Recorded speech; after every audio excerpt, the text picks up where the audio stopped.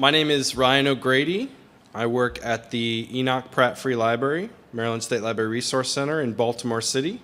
Has anyone been down to the Central Library on Cathedral Street in Baltimore? No? Okay. All right, well, if you happen to get a chance to come by, I just want to give a brief bit of information about my library first. I know this library is beautiful, but we are going through a renovation, so if you have a chance between now and the end of the month, come on down. We will remain open throughout the whole renovation, but you get a chance to see the before picture now, if you have a chance. But afterwards, it should be a nice restoration. So anyway, that's just a little bit about me. I've been working there for a few years now. My background is in media. I was a middle school teacher for a number of years, and then I was in the radio market for Baltimore and DC for a number of years, and now I work as an information professional in a library, and I love it. I think it marries a lot of my passions all together. So I just wanted to give you a little bit about my background. So I have an interest, and I've studied media and media literacy. And specifically tonight, I want to talk more about online content and social media as well. So that's another facet of news that has come into play of late. So I'm here today to talk about fake news and how to spot it. I want to talk about media literacy, and I want to show you and give you some tools to help you become a savvy content connoisseur so you can sort through what's fake, what's not. I'm going to give you a couple tools at the end that will help you through that. So what I want to talk about next is the goals for tonight. So at every presentation, or anytime I'm teaching kids or anything like that, I like to let everybody in the audience know what the goals are for tonight. So there's a couple goals.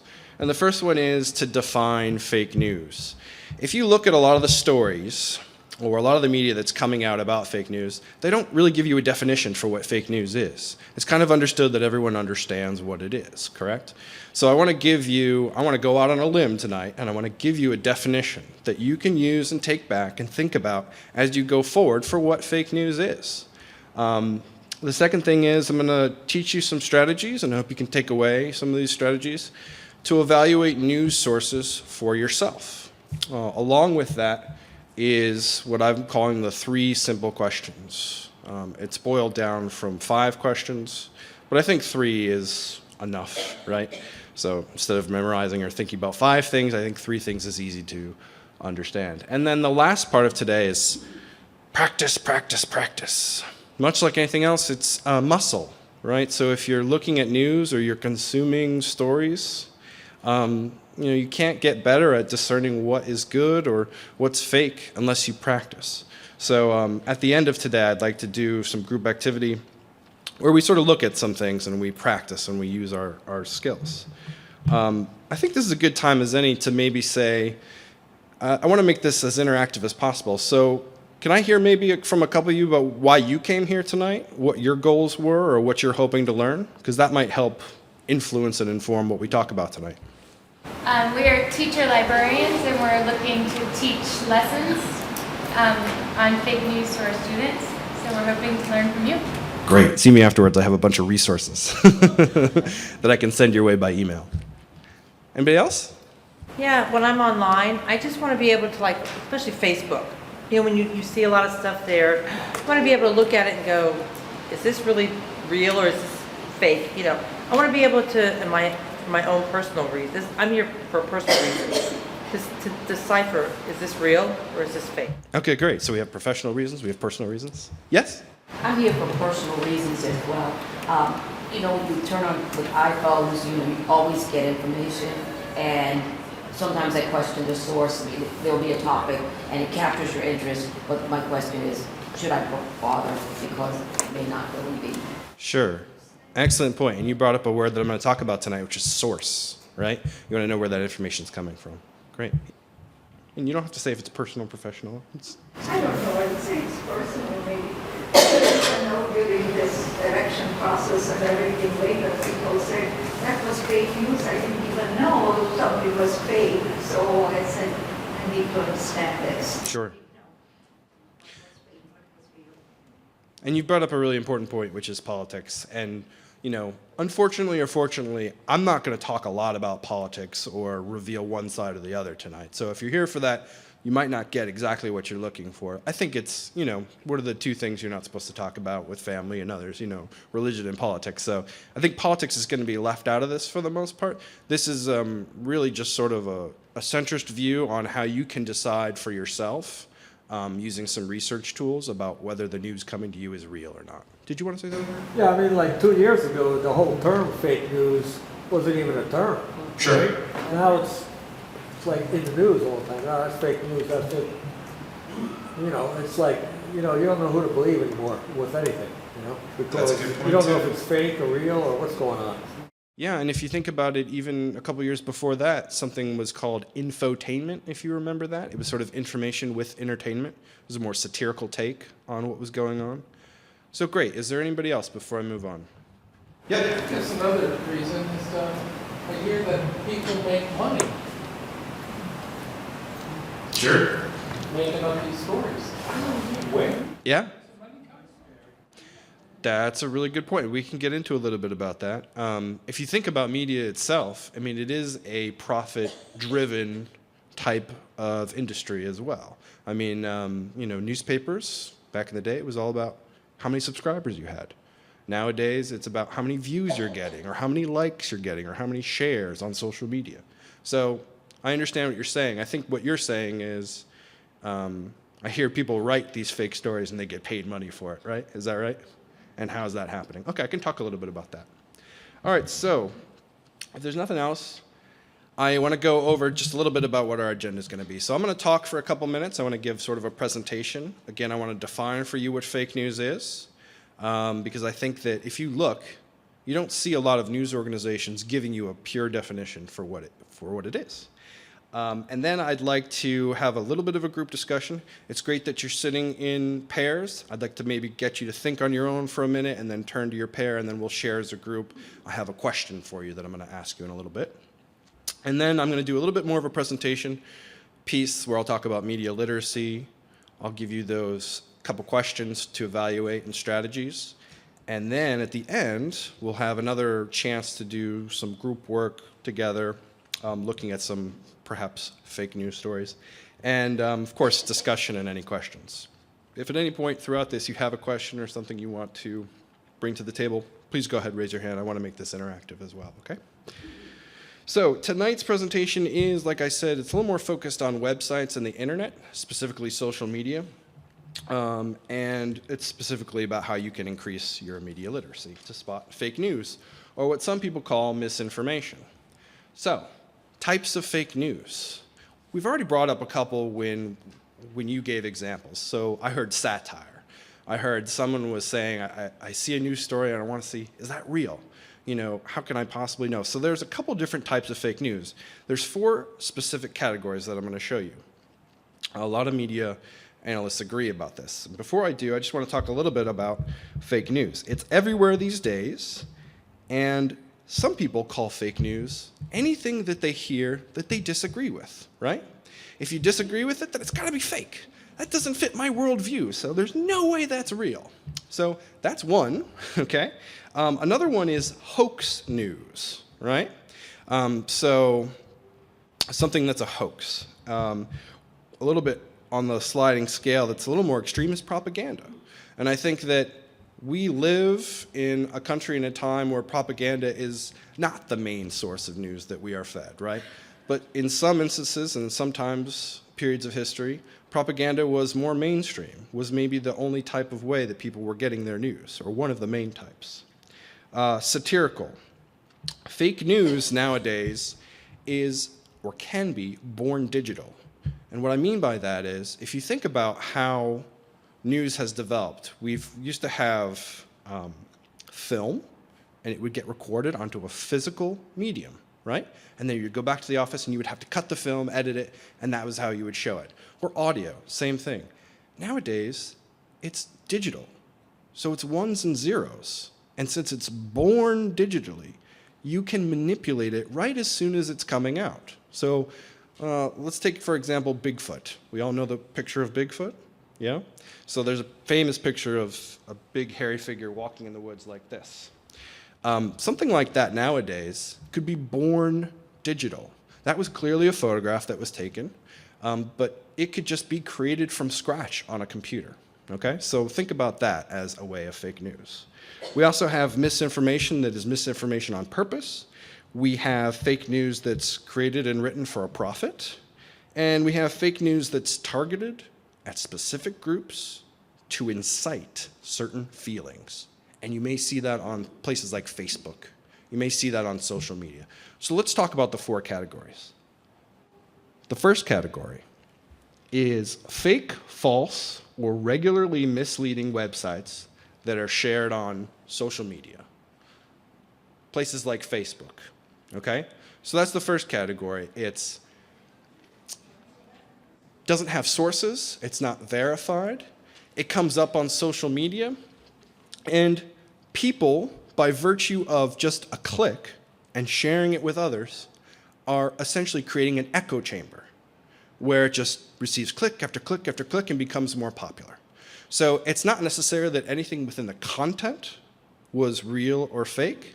It's just that it got disseminated and hit somebody's ear over and over again, and they shared it, and that became news, essentially. Second category of fake news. Well, fake news. So websites that may circulate misleading and or potentially unreliable information. So these are websites specifically constructed, and I have an example at the end, that give misinformation for whatever reason. It could be for profit. It could be just to confuse a certain audience. It could be to disseminate a certain viewpoint. And because the internet is so open nowadays, you can essentially post anything on there, or you can create anything if you have the skills. The third category is websites which what I'm calling and what experts call clickbait. Does anyone know what clickbait is? What's clickbait?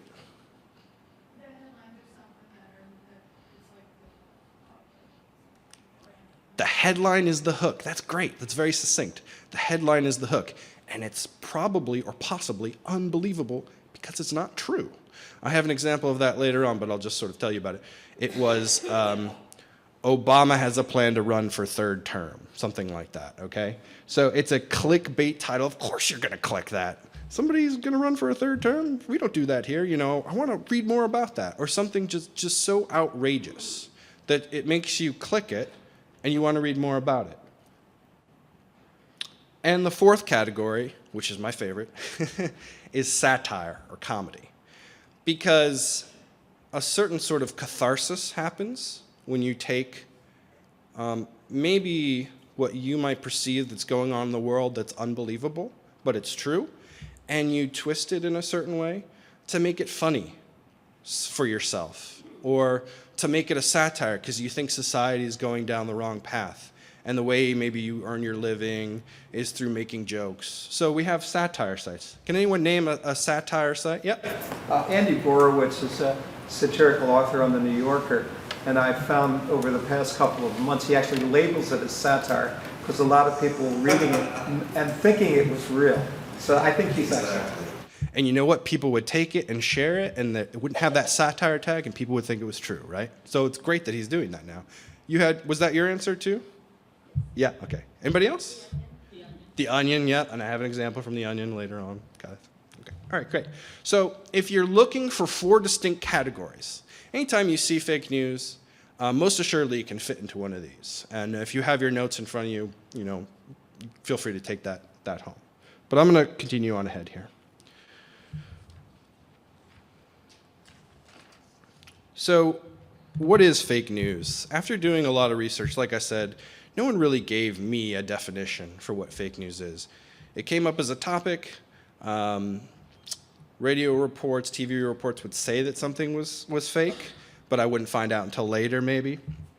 And one of the ways that librarians and information professionals and teachers is they do research, they read articles, they read books. These are sources that take a long time to get sourced and verified and then published. It sometimes takes a year or more to publish really thought-provoking and researched information, right? So what is the definition of fake news? I think it's a disservice for information seekers, which we all are, to not provide a definition. So that's why I'm going to define it. Fake news. for the purposes of this presentation, and like I said, please take this and use it as you will. Fake news is this, and I don't think I'm saying anything that's revolutionary, and trust me, I don't think I am. But fake news is information that cannot be verified, without sources, and is possibly untrue. Note that that third thing is not necessary for it to be fake news, right? It could just be unverified and unsourced. But sometimes, and the particularly damaging fake news, is the news that's untrue. So that's why I said possibly untrue. So that's our definition going forward. I can go and buy a paper, New York Times or Washington Post, and read something, an article. There is no sources defined. How do you know if it's a fake news or a real news? So I'll get into it later, but one of the ways that you do that is see if other people are reporting the same thing. It's called lateral reading. So if you read it in a certain newspaper, check 2-3 other newspapers and see if they're reporting the same exact thing. People or sources that you do trust, and maybe you don't trust that particular source that you're saying. Maybe check something that's on the other side and see if they're reporting the same thing. For example, yesterday I saw a report that, and again, I'm not to get into politics, but that George Bush Sr. had been hospitalized. And I thought to myself, oh my gosh, really? Is this fake? And so lateral thinking, I checked 3 or 4 other places that I trusted, or have trusted in the past, and they were all reporting the same thing. Sometimes you can't do that if it's a more esoteric news story, something that's not everybody is talking about. So some of the strategies that I'll give you today, I think will help you lead you down that path of figuring out whether it's real or fake. I don't have a silver bullet. There's not one thing I can tell you that is, well, this is how you determine exactly whether it's fake or not. You really have to use all your best judgment, some of the tools that I can give you, and at the end of the day, you ultimately have to decide for yourself, really. And people do that all the time. This gentleman talked about the New York Times and the Washington Post, and we've heard for years of bias media. Can we just say, I trust the Times or I trust the Washington Post? Where I turn to for my news, I definitely turn to those 2 sources. I turn to a source of a host of other ones as well. So it won't just be the New York Times. It'll also be the Washington Times, the Washington Post, CNN, sometimes local news stations as well, all different types. You think about ABC, NBC, Fox affiliates. They all have local news. Again, what I want to sort of stress here is that if one place is reporting it, and that's the only place that's reporting it, potentially that could be fake. If there's a host of places that are reporting it, then more than likely there's at least some truth. Now, news happens so fast that it could be a current event or something that's happening that day. And I'm going to show you a short video that really captures what you should do in that situation. Because so often something happens, you hear about it, there's a shooter or this happened or that happened, and there's all this information that's coming out right away. Oh, it was here. Oh, 10 people were affected by it. 100 people were. Well, later on that night or the next day you find out it never even happened, or really it was just 6 people. So I hope to get into that a little bit more. Does that answer your question? Yeah. Weren't we brought into a war by mainstream media repeating the same thing over and over and over again about tubes in the Iraqi war? And have you ever seen the Conan thing where every news is reporting the same thing almost word for word for word? I mean, it's a repeat. It's as if it were put out there by government or whatever, and they keep repeating the same thing. And so that's part of the propaganda, that if you hear something over and over and over again, you're going to take it into you and think it's true. But I think, now, with what's going on and what's happened, I think we're all a little bit more open, eyes are open to this kind of thing that goes on. So I don't know about the same sources being repeated over and over again. Yeah, and what I mean by that is more of if independent people are reporting the same thing or telling the same type of story, then it's more likely that you can trust it. To go to what your first point was, I think what media industry professionals call that is the echo chamber, right? So one thing is said, and then no one does any research, and they just repeat it over and over again. Yeah, I mean, that certainly happens. And to your point, there is propaganda. I mean, no doubt. You can probably find it on your TV. You can probably find it in printed news sources. There is propaganda. And some of the ways that you can discern that, I'd like to teach you tonight, or we'll go over tonight. So let's move on. This is the part where I'd really like you to think. So while I'm talking, think for about a minute, and then I'll give you 60 seconds, and I'll ask you to turn to a partner and talk about it. What I want to get from you is, much like I wanted to get what you're here for tonight, I want to know where you get your news. So take a few minutes and think about some of the ways that we get news. So specifically, where? Think about your day. What do you do when you first wake up? Maybe you brush your teeth. Are you listening to something? Maybe you eat your breakfast. Maybe you hop in your car and drive. Is there something that you're watching? How are you consuming news? Maybe you don't do any of that, and you wait till you get to work, and you hear it from Joe or Betsy, and it's by word of mouth. So how do you get your news? So I want you to think about it. Does anyone need something to write on? I have some note cards. If somebody doesn't have a partner, I'll come around and join you. But just think about it. Maybe write down a couple things or just have it in your mind. And then in about 30 seconds, I'm going to ask you to turn to your partner. And I want you to chat just about where you get your news from. Does anybody have any questions about that question? It's pretty simple, right? Okay. So where do you get your news from? All right. So I did get a chance to talk to a couple of people. Can someone shout out maybe from their duo, where do you get your news from? Maybe start in the middle here somewhere? You get it basically from mainstream media, the television, like the major networks, CNN, MSNBC, and the New York Times and the Washington Post. Either Okay. online or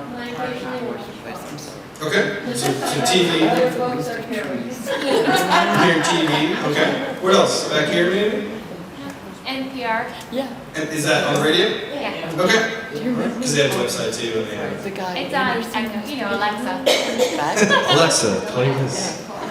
All right. And Doug and I were talking. Doug, where do you get your news from? Social media. Social media, yeah. Talking about status updates and Facebook and things like that. Okay. Anybody else want to share? It's not on social media. So more fashion evening news still. So evening news, choosing the evening news every night. Well, until a couple weeks ago, I retired, and before that, my husband's sitting right here. I'm going to be honest.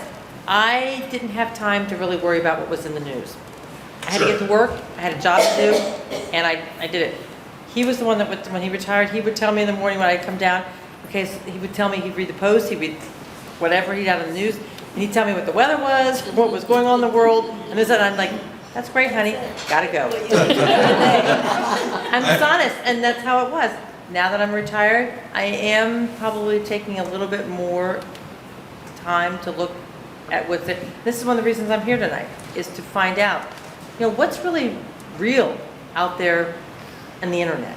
Right. Because there's a lot of bad stuff out there. There's a lot of bad stuff. I think one other thing is to, with the internet, you now have the ability to look at the foreign press. And I oftentimes will, I'm a BBC Weren't you kind of guy. listen to RT today? No, I don't. I don't do IT. So. Okay, I listened to RT today. I listened to some of the Japanese news stations, some of the Chinese, and then I go online to Ben Fulford's site, and there's a blog with people that put up incredible stuff which you can go to and check out things. And what an education. And when you're looking at those, one of the good things to do would be to see if that's being reported somewhere else. Yeah. That's what I mean by lateral Well, it reading. sure is not being reported in the mainstream news. And if it is, it's usually not backed by any facts. It's as if it's very strange to me. It's like what Robert Kennedy Jr. said. You can look at the vaccine facts, and there's no facts to back up. It's as if you can toss it over with a feather, that there's no facts to back up what we're doing to children, giving them those vaccines with mercury and all the things in there, you know. So when you say, you know, check out or look at mainstream media, I would say that would be the last place I would go. So let's move on here. Where we get the news from and how it's changed over time, if you think about it, radio used to be one of the only mediums that you could get news from, and now we have a plethora of TV stations and the internet where people can post anything on news or their own websites. So I just want to show you, when I think about this question, I got a lot of the same answers. I think about radio, I think about newspapers, I think about TV, I think about word of mouth. Sometimes I only hear a story because one of my friends has told me, or someone tells me in passing, and I go and look it up later on to see if it's true. And then I posted here social media, because I think social media, and to me this image implies that social media is very chaotic, right? So it's very up to the minute. It's a 24-hour news cycle, and you always have to verify whether or not what you're seeing is true. So why is this being talked about so much, and why is this alarming? So as a librarian, one of the places I go to is studies. So I want to talk about two demographics that this has already been studied with. It's adults and children's, and talk about why this is alarming and what is happening. So the first thing I want to talk about is a Pew Research study. So Pew is a nonpartisan research entity, and they ask questions of various people who live in many different states, many different socioeconomic backgrounds, and this is the information that they are reporting as of January 2016. So 6 in 10, that's 62% of Americans, get news from social media. This similar question was asked in 2012, and it was 49% at that point. So if you think about the population of the United States, that means that 32 million people more are getting their news from social media just from a couple years ago. Now, even that in and of itself, you've got to look at very carefully, right? So 18% are getting it often, 26% are getting it sometimes, and 18% are getting it hardly ever, but they're still getting it from social media. So that in and of itself, you have to make sure that you're, verifying for yourself. So that's 62%. That's very high. If you look at the other graphic here, these are listing some specific social media sites. So has anyone heard of Reddit before? Reddit claims to be the front page of the internet.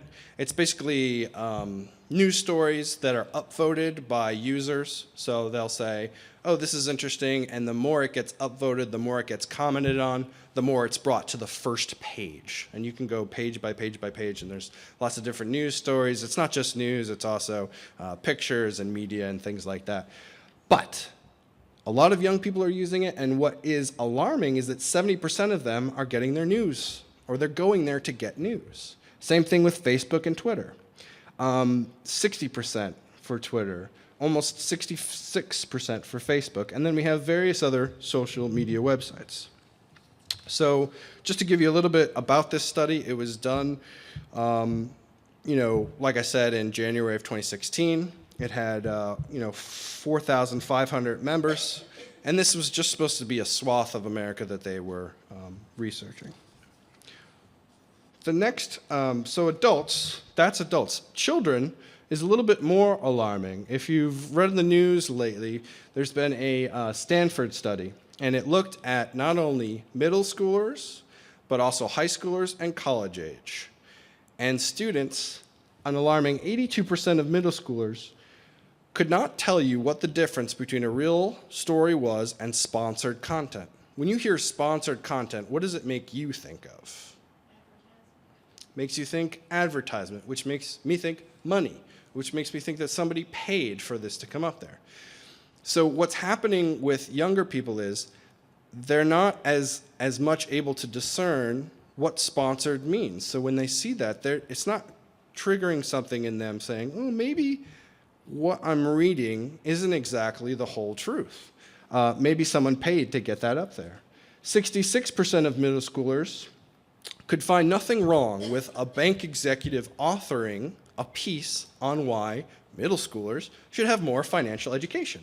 Now, I think we can all agree that more financial education is probably a good thing. You want to learn how to balance your checkbook. You want to learn how to know your finances, right?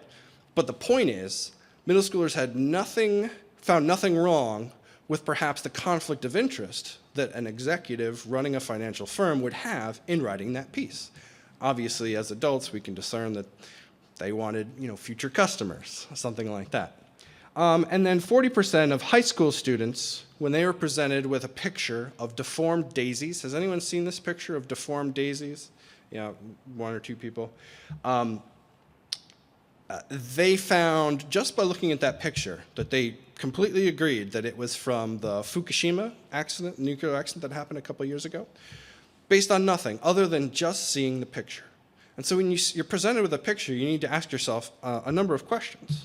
And so again, this is alarming because students, and this is an 18-month study, themselves are not able to discern. So if adults aren't able to, and students aren't able to, or we all have trouble with it, it means that it's a problem for all of us, right? So this video I found, it's a TED Talk.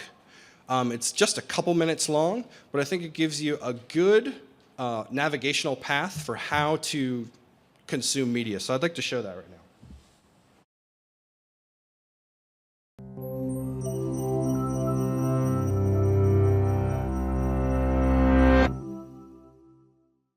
How do you know what's happening in your world?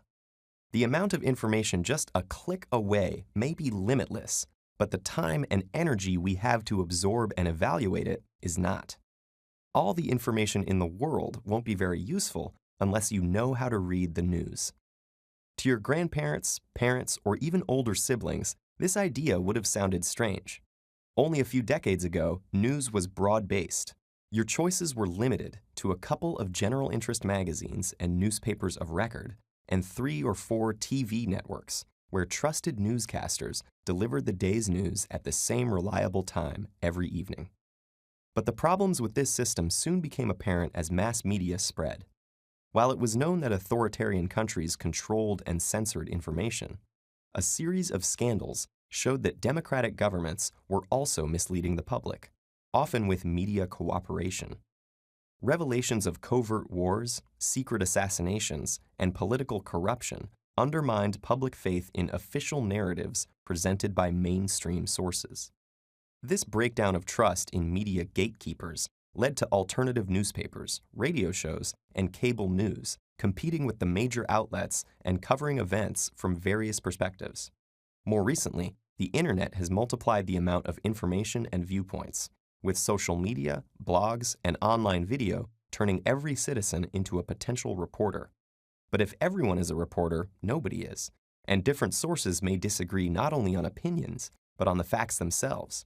So how do you get the truth, or something close? One of the best ways is to get the original news unfiltered by middlemen. Instead of articles interpreting a scientific study or a politician's speech, you can often find the actual material and judge for yourself. For current events, follow reporters on social media. During major events such as the Arab Spring or the Ukrainian protests, newscasters and bloggers have posted updates and recordings from the midst of the chaos. Though many of these later appear in articles or broadcasts, keep in mind that these polished versions often combine the voice of the person who was there with the input of editors who weren't. At the same time, the more chaotic the story, the less you should try to follow it in real time. In events like terrorist attacks and natural disasters, today's media attempts continuous coverage even when no reliable new information is available, sometimes leading to incorrect information or false accusations of innocent people. It's easy to be anxious in such events, but try checking for the latest information at several points in the day rather than every few minutes, allowing time for complete details to emerge and false reports to be refuted. While good journalism aims for objectivity, media bias is often unavoidable. When you can't get the direct story, read coverage in multiple outlets, which employ different reporters and interview different experts. Tuning into various sources and noting the differences lets you put the pieces together for a more complete picture. It's also crucial to separate fact from opinion. Words like think, likely, or probably mean that the outlet is being careful, or worse, taking a guess. And watch out for reports that rely on anonymous sources. These could be people who have little connection to the story, or have an interest in influencing coverage, their anonymity making them unaccountable for the information they provide. Finally, and most importantly, try to verify news before spreading it. While social media has enabled the truth to reach us faster, it's also allowed rumors to spread before they can be verified, and falsehoods to survive long after they've been refuted. So before you share that unbelievable or outrageous news item, do a web search to find any additional information or context you might have missed, and what others are saying about it. Today, we are more free than ever from the old media gatekeepers who used to control the flow of information. But with freedom comes responsibility. The responsibility to curate our own experience and ensure that this flow does not become a flood, leaving us less informed than before we took the plunge.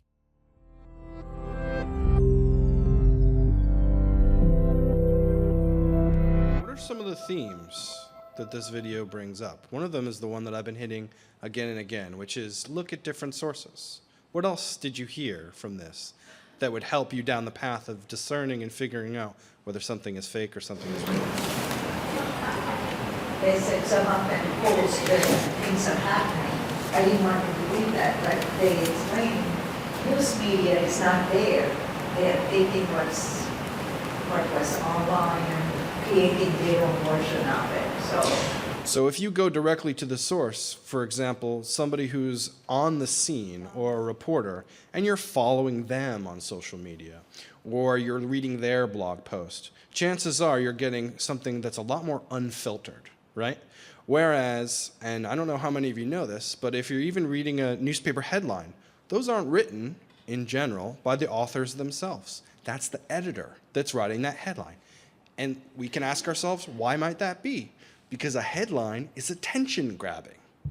And perhaps they put the most salacious or the most interesting thing in the headline that gets you to read the body of the article. So understand that those people that are on the scene are submitting their work, but then editors who may be 1,000, 10,000 miles, well, not 10,000, but thousands of miles away, are then taking that and becoming the filter themselves and adding their own layer onto it. What else did you hear that maybe you hadn't thought about before that I hadn't addressed in this video? All different writers. I thought it was interesting because sometimes this person is syndicated and they could be in the Post and they could be in Los Angeles Times and then also New York Times. So that's the same author, just in 3 different. And if you're reading or listening to different authors, like the video said, they often get different experts or a varied amount of people who are looking at the same problem or looking at the same news story. So you not only get different authors, but you get different experts who are lending their opinions, or their facts, really, to the writers. Some of the other things that I got from this are that news has changed over time, and that's something that I had brought up before. Go directly to the source. Know the difference between primary sources and secondary sources. So, for example, what I was showing you before, I'm trying to show you that behavior. So I went directly to the source itself. I went to the Pew Study, right? Instead of an article about the study, okay? So that would be a difference between primary and secondary. We have reporters follow reporters, and really crucially is don't follow a news story in real time. You certainly can, but so often, again, we see that something gets reported right away, and there's not a lot of details that emerge because nobody's on the scene. So maybe give yourself a break. Check in at 5 o'clock, right before you leave work or whatever, and check in again when you get home. Check again a couple days later, because most likely, after more time, the story will get solidified and more of the real facts will come out. So don't believe everything that you hear right away. And also sources. So don't read something and if there's not an author line, if there's not a byline, where is that information coming from? If people are being quoted, but there's no quotes around them, you've got to ask yourself, where is this being sourced? Remember, back to the definition, unverified and unsourced, right? So look for verification, look for sources. So that was probably one of the more important slides that I'm going to show you tonight. And this is one of the second.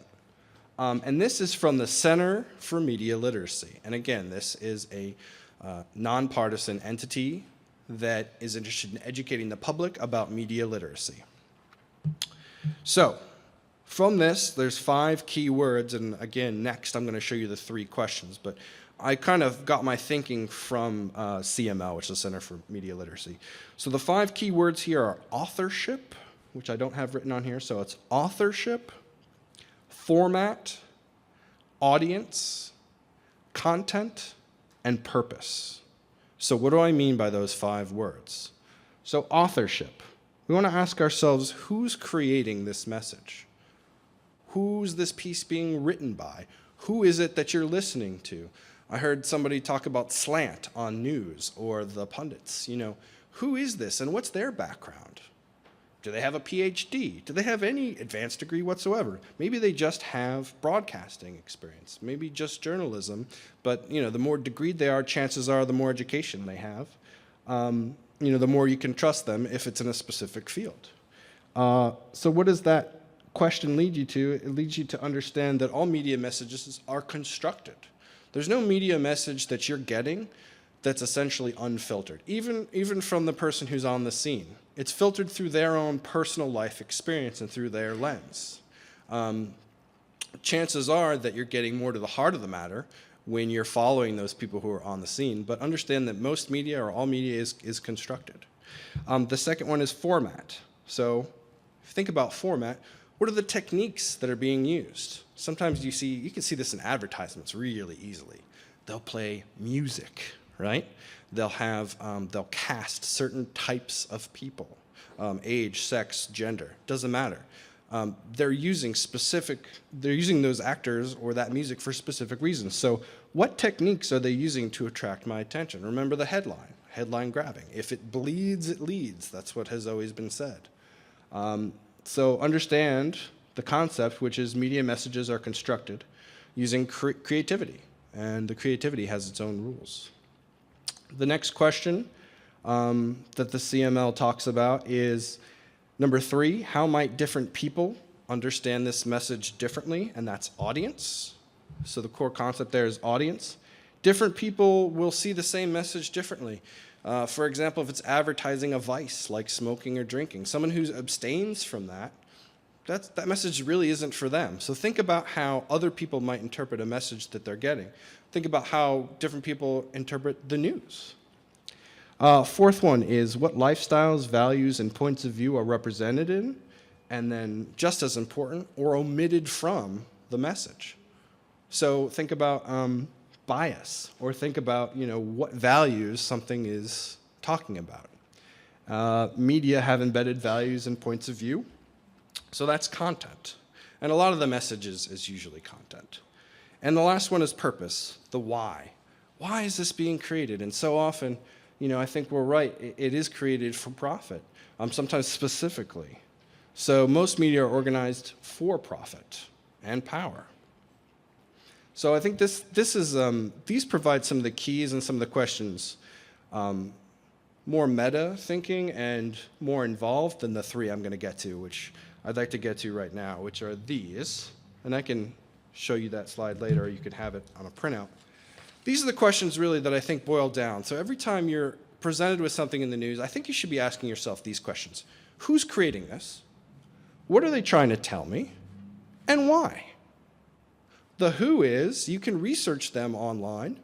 The what are they trying to tell me is what point of view or what belief are they trying to get across to me? And the why is, think about why this might be created. Was it purely just to give me this information? They wanted me to know this. Chances are likely that they have another motive for why something might be created. So in thinking about the first question, who's the creator? One of the ways that you can figure out is by looking who it is by looking at the byline or by looking at the credentials of the person. A good place to do this with social media is LinkedIn. If you look up somebody's LinkedIn profile, usually for those of you who don't know what LinkedIn is, it's a social media site where professionals connect and they show their experience. And they also show the types of degrees that they have and the experience. So LinkedIn would be a good place to see if they have other things that they've written. Also, a Google search, which is something that I'd want to caution you about, which is sometimes the first couple results that come up in Google are not the best. So you want to use Google in a way, or use some kind of searching in a way that fits for you. Always check the About Us or About Me link. Sometimes a website has About Us. Sometimes there's a profile, a biography profile on the author. You should also check to see how your website is ending. If it ends in .gov or .edu versus .com. If it's a .com, that's a company, right? .org is a nonprofit, and .gov or .edu are usually educational or governmental institutions. So always make sure that you're looking at how that website address that you're going to is ending, because that gives you a little bit of more information about who it is who's disseminating this information and posting it online. You also want to search online at libraries or research databases to find if an author has written any more information about this. And you can go to your local library and do that. You can log on to research databases there. So understand that choices are always being made about what's being presented. Usually media wants to look very natural. You can almost immediately tell if something is unnatural. The next question is what's being presented to me? What's the point of view? There's a couple things. You want to check the sources. When an article cites its sources, you want to make sure that that's in quotes, or that the person who's being asked also has those credentials, is that expert. If you can't find the sources, and like I said, lateral reading, go to multiple sources, you're going to get a feel for yourself if the article is accurate or not. Another thing is checking the dates. So not only checking the sources and where the information is coming from or where the author is getting their information, but when was this written? If it was written a couple years ago, chances are the information is no longer good, much like a piece of food is no longer good if it's stayed in your fridge or your pantry for a couple of years. So another thing you want to do is look for bias. So does the article seem to lean towards a particular point of view? Are they advertising something? Are they talking incessantly about a product? That, perchance, could be bias. Again, I'm not saying definitely, but that's an indicator where it could be bias. Does it link to sites, files, or images that seem to skew one way politically? And biased articles may not be giving you the whole story. And the third question, why? Why was this created? You want to judge as hard as you can. And this is where, like I said, I don't have a silver bullet for every single instance.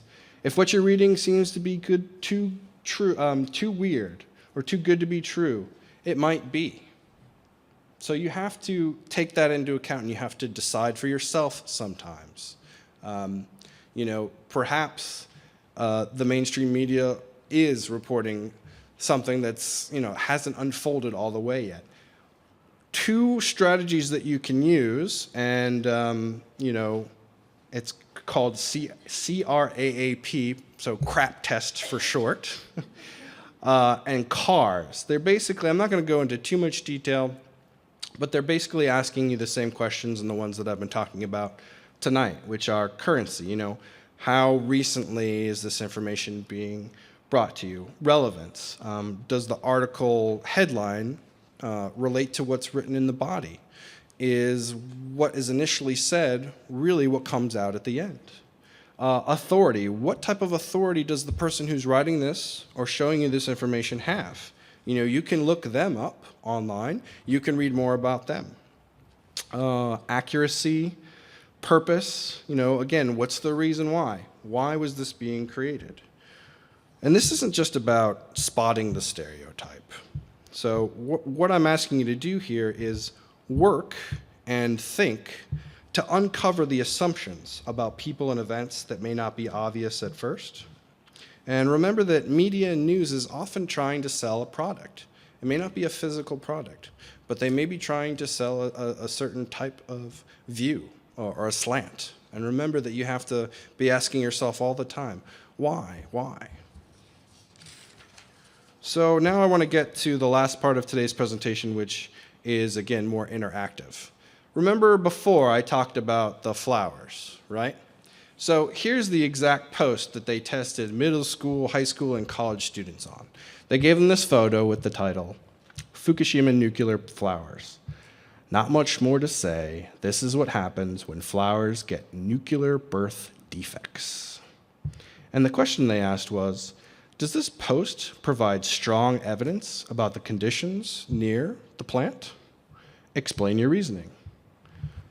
So if you were to just look at that photo, and you're presented with just that photo, what are your first initial thoughts?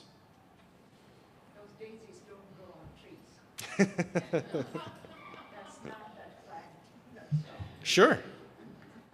What else might you be thinking, Doug? Say that again? Photoshop. Okay, Photoshop, again, born digital, right? Somebody else had their hand up? Where was the photo taken? So a little more information, if you see up at the top, it was taken in Japan. So a photo sharing website displayed this, I think it was Instagram, in July 2015. But now look at when the disaster happened. It happened in 2011. So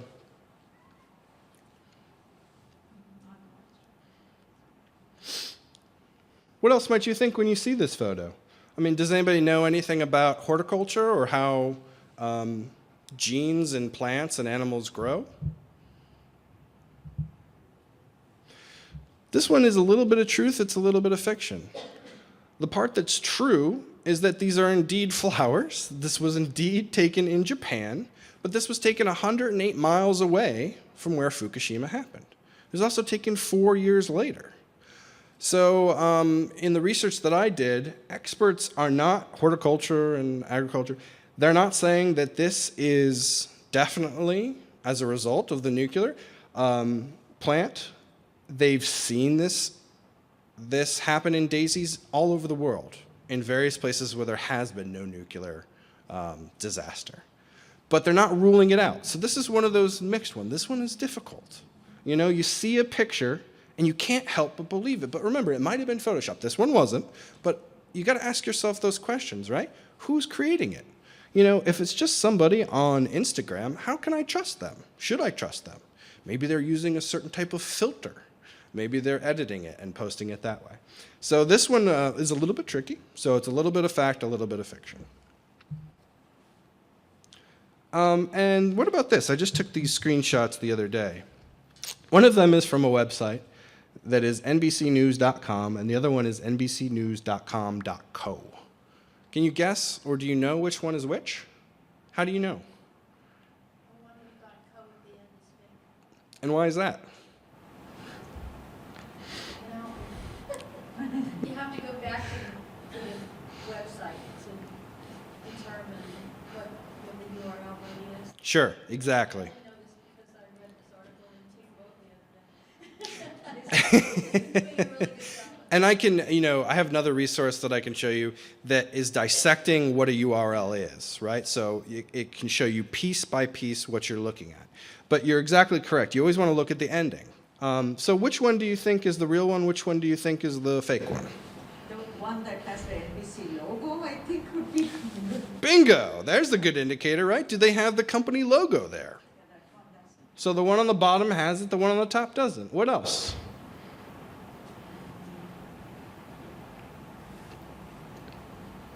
They both have, to what my mind would be, is sensational stories. I brought both of them up earlier tonight. One of them is that a former president is hospitalized. Another one is that a president is thinking about running for a third presidential term. It could be that both of those are true or incorrect. But how do you know? And again, what I did was I looked at other websites, I looked at other news sources by other authors. Go ahead. First of all, the top one, if anybody knows that the law is that the president can only run 2 terms. So, you know,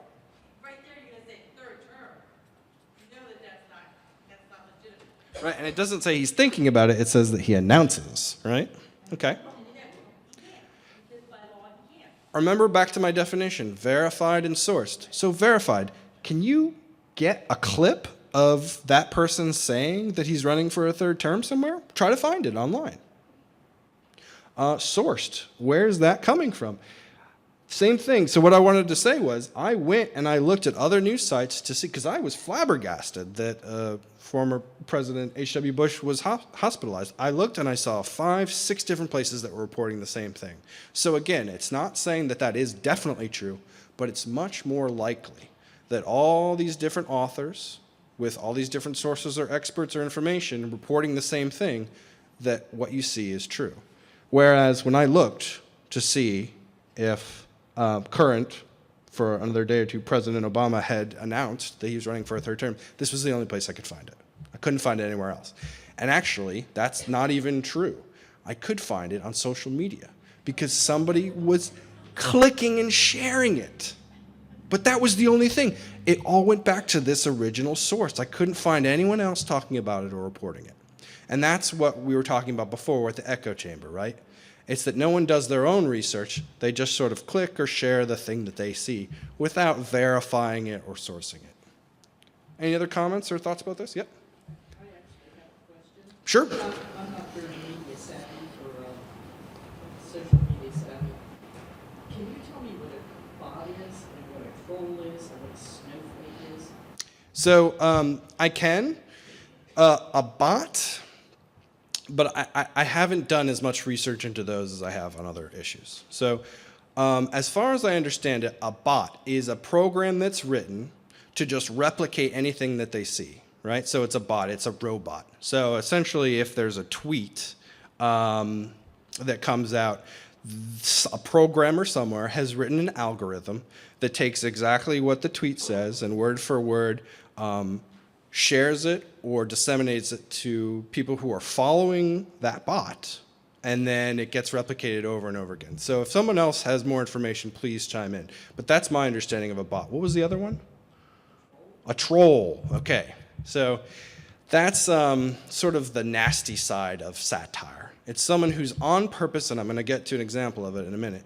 It's someone or a company or a website that is on purpose disseminating false information or rumors about something else. That would be my definition. I don't have an exact definition. A troll. So, or someone who's trying to get a rise out of someone else on social media. Can anyone think of examples of a troll? I can think of, so I'm into sports. So Stephen Curry, who's a basketball player, released his first shoe. If you know anything about basketball players, the big thing is they release a shoe and everybody loves it. So his first shoe was very plain. And so people would be trolling him by posting pictures of his shoe, in fancy places. So that's an example of a troll. So do you understand? I mean, something that is being brought up because they don't like the person. Yeah, critical of the person.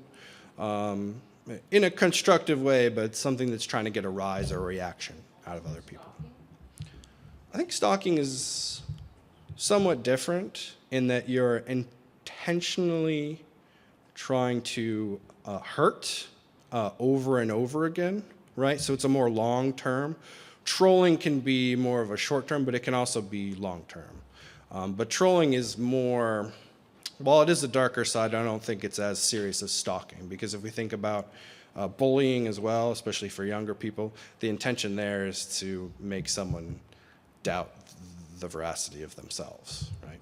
So if you read a thread and somebody says he's a paid troll, that means that somebody could be paying him to write some response to the thread conversation.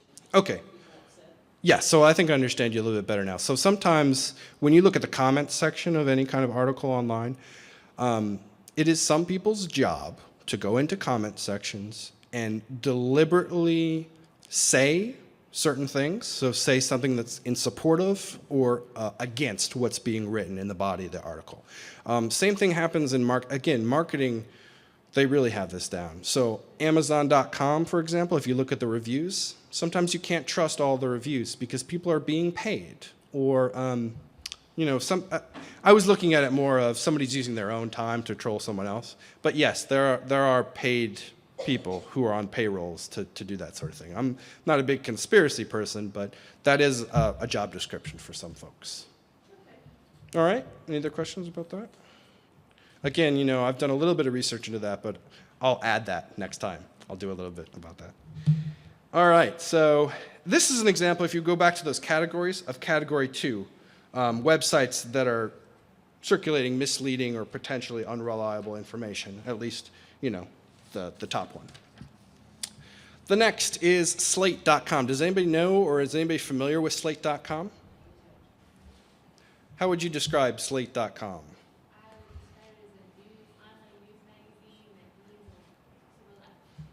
Exactly. So it's an online news magazine, and it definitely has a bias. So this is a snapshot of the homepage of Slate, and this again was in that study that they showed to middle schoolers, high schoolers, and college students. And they basically took 3 sections of the website and tried to get students to understand or to guess or to back up with their own facts and opinions or thoughts about why something was an advertisement or why something might be a news story. So if we look at that first one, students were asked, is this or is this not an advertisement? So what might you say about that first one up at the top that runs all the way along with that first black triangle about why that is or is not an advertisement, which again is essentially on a website, on the homepage of a website that is about news?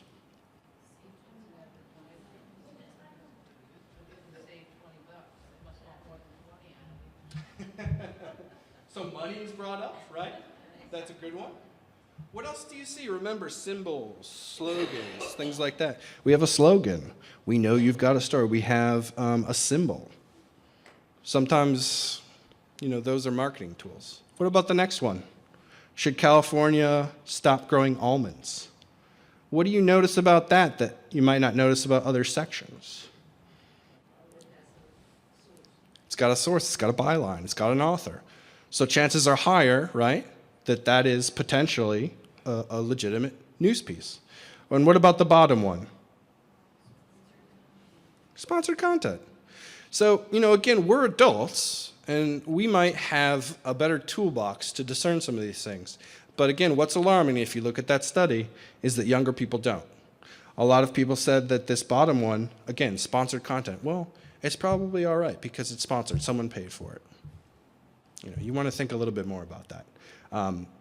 While the real reasons women don't go into tech might have some valuable or truthful information, again, chances are there's no byline, it says sponsored content, chances are that you may not be getting the whole truth there. Yep? I would argue that the middle one could be an opinion piece sponsored by the California almond growers without attribution, which happens. It certainly could be, and you would have passed the test. Yep. Unfortunately, middle schoolers and high schoolers most of them did not say something like that. And I'm not saying one way or the other whether that is. But you're right. You're using critical thinking skills about what do you see that's presented in front of you. That very well could be a piece that's sponsored. It just doesn't say it. The next, has anyone ever gone to martinlutherking.org? If you were to go to martinlutherking.org, what would you expect to see there, maybe?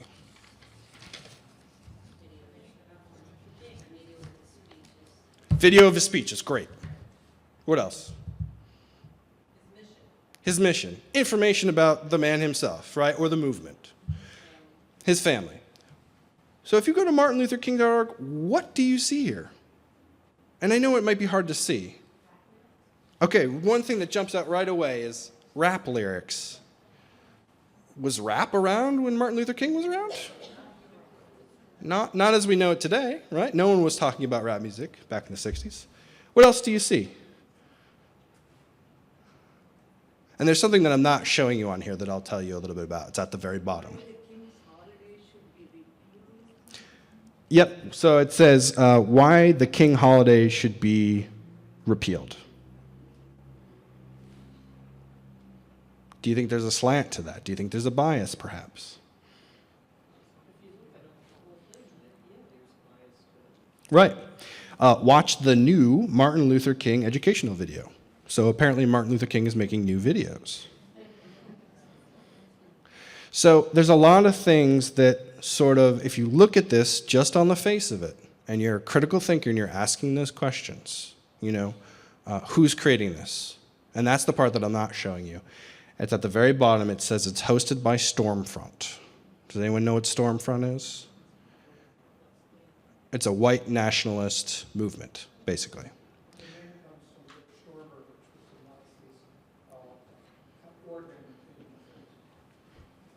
So if you go to martinlutherking.org, you might be believed, because .org looks like it's a nonprofit, right? And it just has somebody's name. I would go there for information, but in fact, you're looking at information that's biased. So this is an example of category 2. Remember, back to the categories, websites that circulate misleading information on purpose. All right, and one of the last ones here. Red Cross installs blood drop-off bins for donors' convenience. So I know we're not all health professionals, but what's the first thing you're thinking? How could this possibly be true? I heard someone say it. What did you say? Yeah, look, it says onion.com. But look at what has happened with this story. That is absolutely ridiculous. I would hate to see how they draw their own blood, let alone the containers they put it in. It's not like a pair of shoes. They can't just throw them in there. This person clearly didn't go and try to research on their own, right? They just saw it. They probably didn't even read it. They probably just looked at the headline and said, "That's stupid," and then shared it with all of their friends or all the people that follow them. So again, social media, this person is not a troll. This person is just seeing what they're seeing and liking it and sharing it. Would you like me to read you the article? It's very short. I can read you the whole thing. Expressing their hope that the new initiative would encourage more people to give, American Red Cross officials announced Friday that they had begun installing blood drop-off bins for donors' convenience. Quote, "We realize that many people's schedules prevent them from being able to visit their local Red Cross during normal business hours. So we're introducing our new Plasma Go donation bins, in which anyone can leave a few pints of blood anytime they're out and about," said American Red Cross President Gail McGovern. So right there, right? I just want to break that down a little bit. It's in quotes. It says who the person is. But you got to look at where the source is. It's the onion.com. It's satirical. Adding that the 142 cubic foot containers, which will soon be placed outside of every Red Cross location in the country, as well as parking lots and street corners in major cities, will be available 24 hours a day for those who want to squeeze in a donation on the way to work or drop off some blood while running errands on the weekend. Quote, "All you have to do is place your blood in a sealed container marked with your blood type before dropping it in the receptacle. Or if you're in a rush, just bleed directly onto the Plasma Go.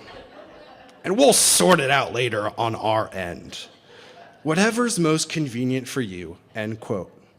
Should the new bins prove to be successful, McGovern said that the organization would consider installing an additional slot for bone marrow. If you know anything about bone marrow, it's a lot more of an intense process than giving blood. So last thing I want to talk to you about, which is you should use the library, you should use information professionals, teachers as your first, second, third, fourth resource if you feel like you've reached the end.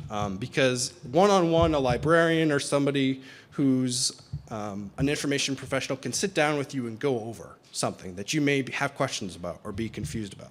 So I'm advocating for libraries here. I'm advocating for where we are as well as what I do. But I do think it's important because while a librarian or libraries don't have all the answers, they certainly know where to find answers. And they have some tools and research databases that at their fingertips that you may not have at home. So, this is the trend that's happening now. Keep calm and do something. So keep calm and visit the library. So please come back and visit the library for all your information needs. So that's what I have to say tonight. Thank you very much for your attention.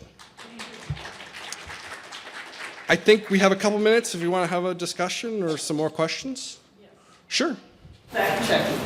I was hoping that you would go over fact checking like Politico, and I just had read that BBC was going to install or something a fact checker in their newspapers. Yep. Is that going to be coming up like under a byline saying it's been fact checked? That's a really good point. Actually, there's a group of professionals that got together recently this past year, and that's one of their recommendations, which is on every single news story to have little icons that represent what happened with that news story before it got to you. So there would be an icon for something that was verified. There would be an icon for something that this person has expertise in this area.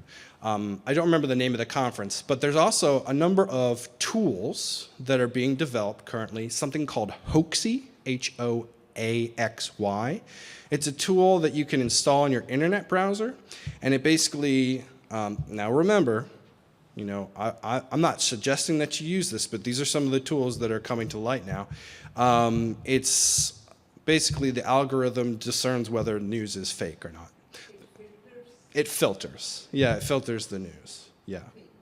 Yeah, it filters fake news, or at least it identifies what might not be sourced and verified as much as another source.